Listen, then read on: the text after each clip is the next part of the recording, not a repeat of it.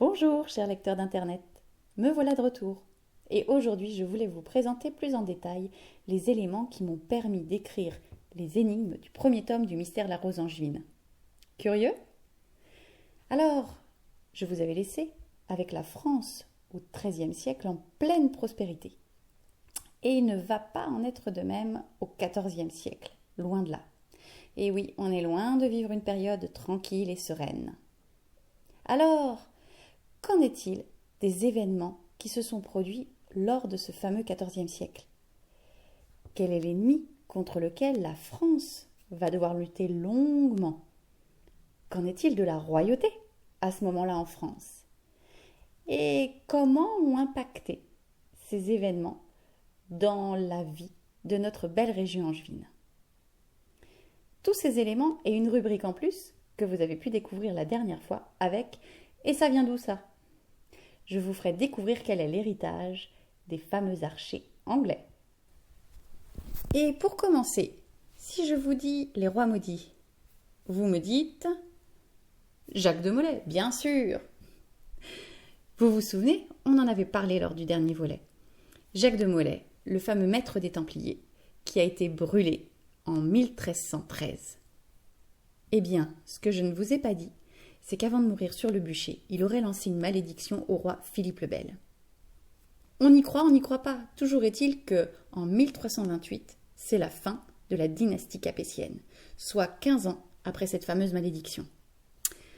Et c'est aussi la fin des Capétiens qui va plonger la France dans une guerre très longue. À la mort de Charles IV, sans héritier direct, un dilemme se présente. Soit prendre Édouard III d'Angleterre, un peu trop jeune et surtout peu apprécié des barons français, soit accepter un cousin éloigné, Philippe de Valois. Ce choix ne sera que peu contesté par Édouard.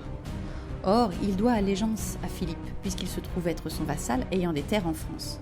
Mais il est bien difficile de lui faire plier le genou, et cet affront est celui de trop. En 1337, Philippe confisque les terres de Guyenne, et c'est l'entrée dans la guerre de 100 ans. Et cette guerre n'est au départ pas favorable aux Français. 2 batailles ont entre autres marqué les esprits, celle de Crécy et celle de Poitiers. Pour les 2, ce fut un massacre dans le camp des Français. Et la seconde bataille permit aux Anglais de capturer le roi de France. Toutefois, nous avons aussi des alliés en Europe, les Écossais. Vous vous souvenez? Robert the Bruce, le fameux roi d'Écosse qui avait ouvert les bras aux Templiers. Les Écossais non plus n'apprécient pas particulièrement les Anglais. Et c'est pour cela qu'ils vont signer avec la France l'Old Alliance. Excusez l'accent. En 1296, le traité est ratifié par le Parlement écossais. C'est une promesse d'entraide mutuelle entre les 2 pays contre leur ennemi commun, l'Angleterre. Il est vrai que la France et l'Écosse ont toujours gardé un lien particulier. Et n'oublions pas que la garde personnelle du roi de France a longtemps été exclusivement écossaise. Mais bientôt, un autre fléau va s'abattre sur notre pays. La peste. Je ne mettrai pas le masque pour vous en parler, même si je pense qu'à cette époque-là, il eût été fort utile. Son débarquement, si je puis dire, s'est fait en 1347. La maladie aurait débarqué en France à Marseille en novembre de cette même année. Et elle progresse par les voies commerciales. Une hécatombe, puisqu'entre 30 et 60% de la population va se trouver décimée, jusqu'à 70% à Périgueux. 1 habitant sur 2. La maladie se transmet par les puces de rat. Mais ça, on ne le sait pas à l'époque. On est même persuadé que le mal passe par l'eau. Et c'est pour cela que dans les siècles suivants, on va craindre l'eau comme la peste. Car on se lave alors dans les étuves en ville, dans des sortes de bains publics. Ce qui, il est vrai, n'arrange rien à la propagation de la maladie.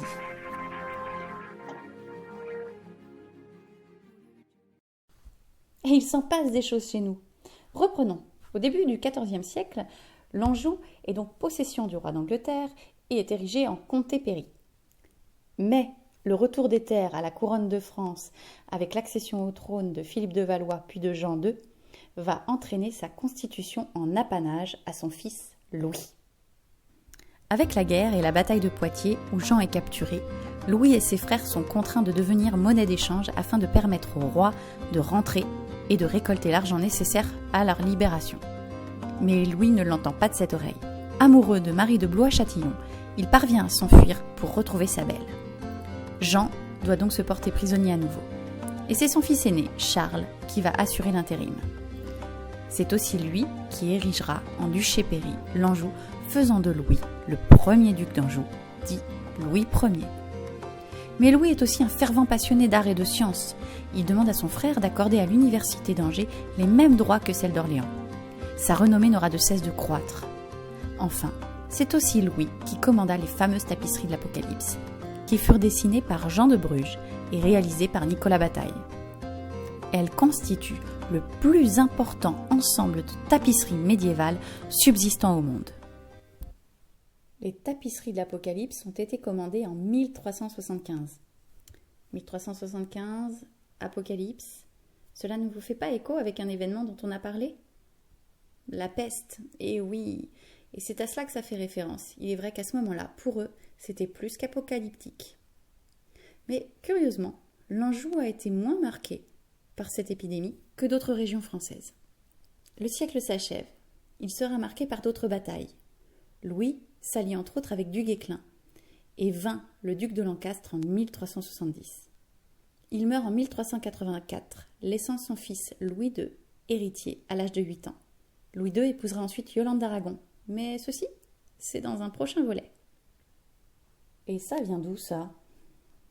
Je ne pouvais pas vous parler de la guerre de Cent Ans sans évoquer un héritage particulièrement marquant de cette période-là. Un geste. Le doigt d'honneur. Non, j'éviterai de vous le faire.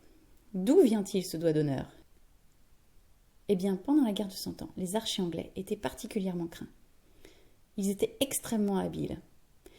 Et lorsqu'ils étaient constitués prisonniers, les Français leur coupaient leurs 2 doigts, de façon à ce que, s'ils étaient libérés, ils ne puissent pas à nouveau utiliser les arcs.